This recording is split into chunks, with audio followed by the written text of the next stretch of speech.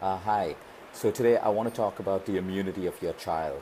Every day I see roughly about 15 to 20 patients, and at the end of the day, when I'm introspecting on each of the cases, I realize that almost 90 to 95% of them would never have reached this far with their disease or their condition if there was probably awareness or they did certain simple things that could have prevented the onset of a disease or a complication.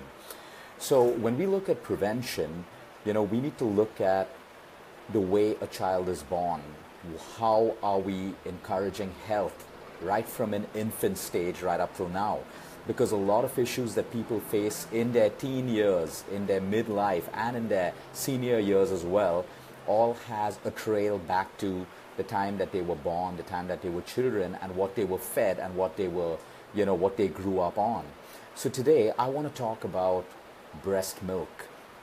Today there are so many mothers out there who are so confused about how long they should breastfeed their children, and there are so many moms in urban India and across the world who want to have minimal feeding time for their kids so that they can get onto diets and get back into their workouts so that they can lose all that pregnancy weight that they put on. So in that hurry to lose that weight that they put on through pregnancy, which is a very, very natural process, they need to stop breastfeeding as quickly as possible so that they can reduce the amount of calories they eat and they can start exercising more intensely, because we all know that while a mother breastfeeds, they need to eat more food. They need more energy to create breast milk and to feed the child.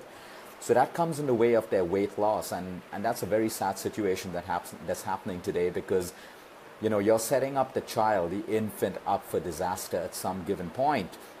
3 months or 6 months or 1 year, we need to understand that breast milk is extremely important for children, and it sets their immunity from the time you start breastfeeding them. Now, there are very, very genuine cases where a woman or a mother does not produce milk anymore, or dries up too quickly, or she has genuine problems where she cannot breastfeed. That's understandable. But for all other goals of weight loss and to get back to that figure, if you compromise feeding your child breast milk, you are setting up your child for disaster. And I'm going to explain why that happens. You see, most of the allergies that children have today, most of the autoimmune problems that children have, including childhood obesity and the onset of juvenile diabetes, is related to immunity and the health of your child's gut. And we see this correlation all the time, because in our field of alternative medicine, we always look for the root cause of a problem.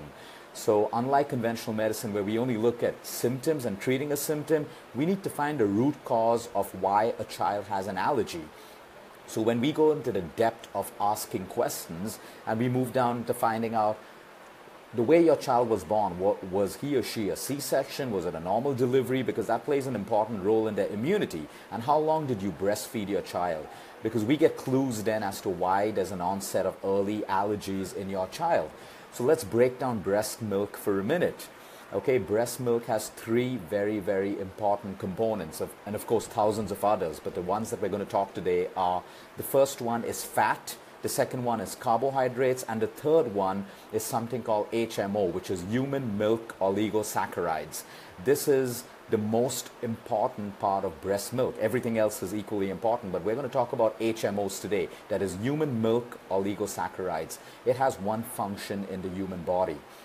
It cannot be digested.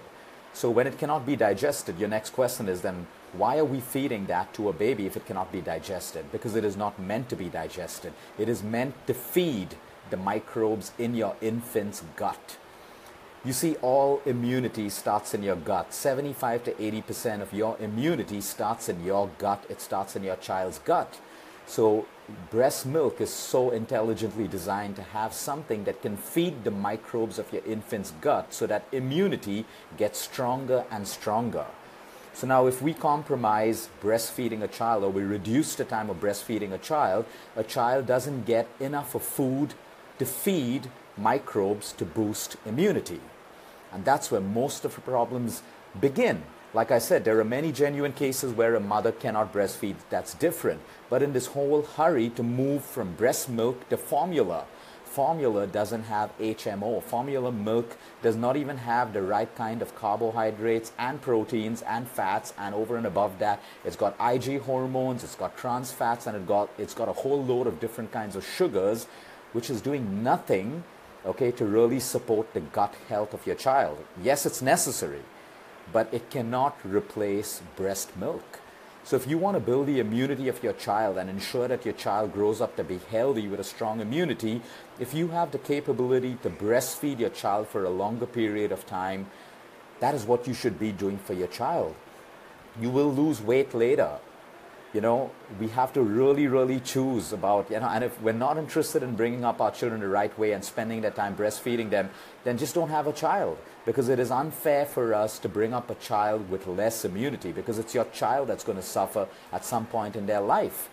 Okay, now for all those who could not breastfeed your kids the right way, yes, we need to look at what are the ways we can boost immunity of our children. Because like I said, there are genuine cases where we cannot breastfeed the child for too long. So number one, okay, let's talk about antimicrobial soaps and sanitizers and all these, you know, soaps that we wash our children with all the time. You know, I see so many moms out there scrubbing on sanitizers onto their babies' hands and antimicrobial soaps. We want to be cleaner and cleaner and cleaner, but yet we're getting sicker and sicker and sicker, because the very word hand sanitizer or antimicrobial means antimicrobial. It's removing microbes from your child's hand. Those microbes which are designed to protect your child from other bacteria that's present. Yes, we're looking at hygiene. We want to wash your child. You want to wash your child's hands with water and a little bit of soap, but not antimicrobial, because the human body is intelligently designed and it has its own microbes on your hands, on your baby's hands, to protect itself. So when we keep wiping out these microbes through being over hygienic, that's when we have a problem. Yes, if our children are exposed to chemical detergents or they're crawling on floors which are cleaned with chemical detergents and vice versa, we want to make sure that we wash them really well.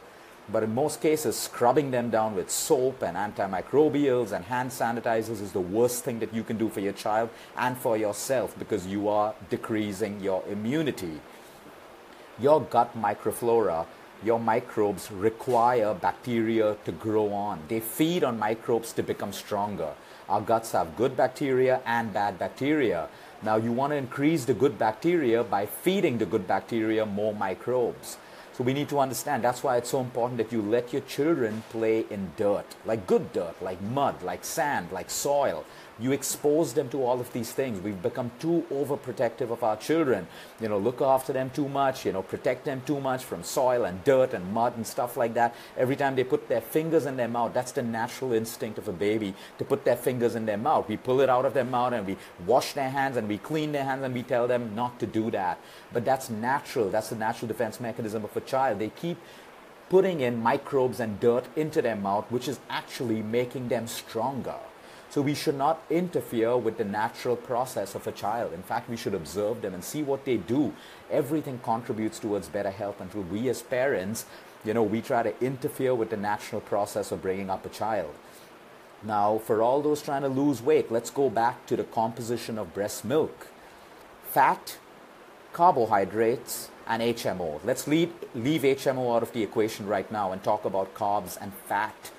Breast milk is primarily made of carbohydrates and fat, the very two things that we adults are trying to cut out of our diets to lose weight. So does this mean that when we breastfeed a child, they grow all fat and obese? Absolutely not. The right essential fats is used to develop the hormones of a child so that they have the right hormone communication, so that they can develop the right hormones to improve their health, their immunity, their organ health, and everything else in the human body.